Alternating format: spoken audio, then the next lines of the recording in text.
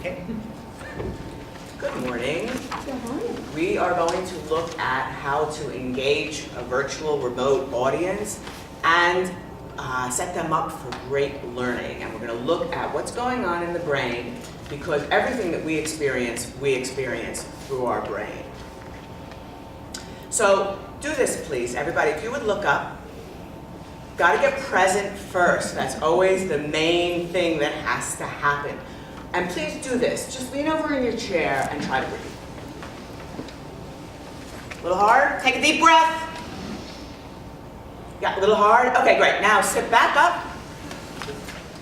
A little easier to breathe. Deep breath. Arms up.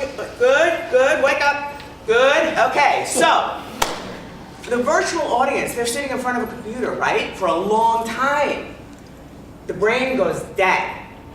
It doesn't really function well, and I want to explain to you why. Most meetings are about learning, correct? Behavior change, things that we're going to do differently. In order for the brain to learn, it's got to be in what we call a learning state. What that means is that it's active. So that a lot of our neurons are firing, so that there's an opportunity for them to connect. Neuroplasticity is how we learn. What that means is that in the process of learning, the structure of our brain changes. Different neurons connect with different other neurons. And it all depends on what we're using. So for example, in my arm, if I'm going like this, I'm going to increase this muscle. In a meeting, if I am using my mind to connect with people, I'm going to increase that. So it's a use it or lose it thing. This is a depiction of a synapse. Doesn't really quite look like this. It's electrical, chemical, electrical. Those dots, those chemicals are neurotransmitters like serotonin and Zoloft and Paxil. They determine our state. For motivation, for learning, for alertness, we want dopamine. Boom! Right? Dopamine, a little surprise, wakes you up. Dopamine, all of a sudden you're alert, right?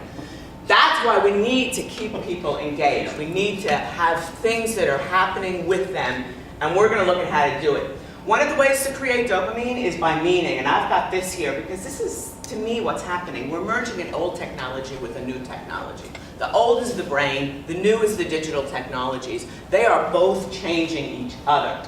That's the clock of the long now. Gives you a long, long view, 10,000 years. Breathe. I refuse to be rushed.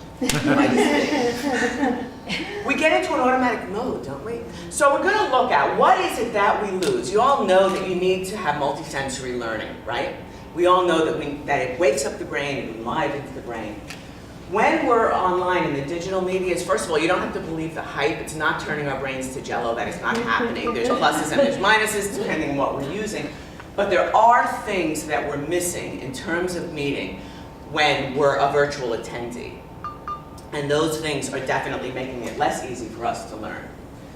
So basically when we're working at a computer, it's audio-visual, right? Plenty of visual stimulation, plenty of auditory stimulation. What we're missing is the other senses. Smell doesn't really matter that much in this application. Taste doesn't really matter that much. But touch is vital. And we are missing that. We understand our world through touch. If you think of the word grasp, when we understand something, we grasp it, right? They did some studies with job candidates that carried heavier clipboards were judged as more qualified. People that were exposed to rough surfaces judged social interactions as more difficult. People that were sat in hard-back chairs were more rigid in negotiations.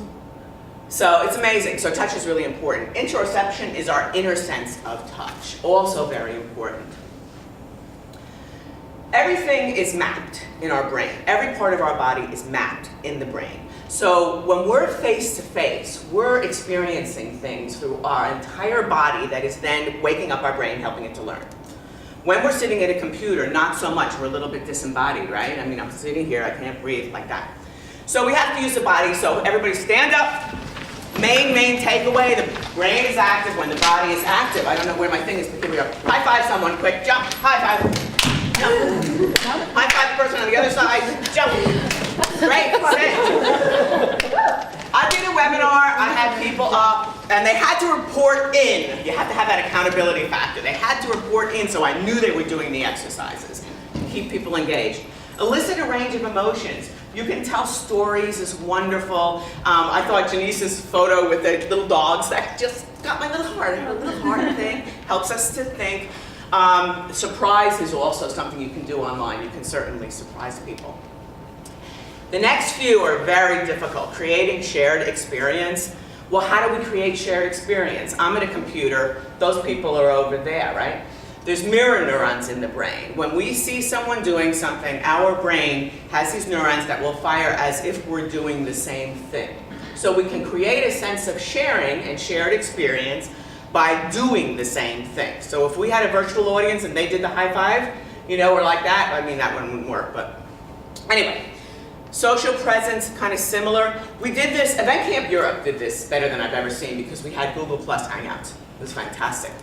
And then we had that accountability also where we were looking at each other and we could see who was getting up for pizza. So imagination is another thing. Everybody close your eyes. You can imagine our party at the end.